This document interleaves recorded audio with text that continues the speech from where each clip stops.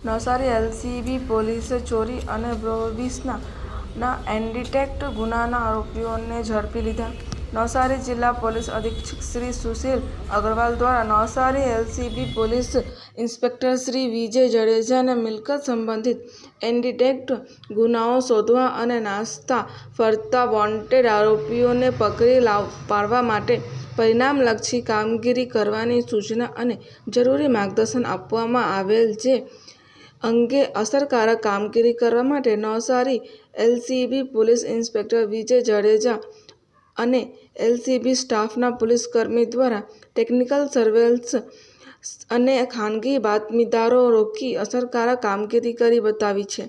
Navsari rural police મથકે નોંધાયેલ mobile ચોરીના એન્ડિટેક્ટ ગુનાના આરોપી ચુપસિંગ સોલંકીને પકડી નવસારી રૂરલ પોલીસ સ્ટેશનને સોંપવામાં આવેલ અને ગણદેવી પોલીસ મથકે નોંધાયેલ પ્રોહિબિશનના ગુનાના નાસતા ફરતા આરોપી પ્રફુલ્લ બાવળિયાને પકડી ગણદેવી પોલીસને સોંપવાની જબરદસ્ત કામગીરી કરી છે.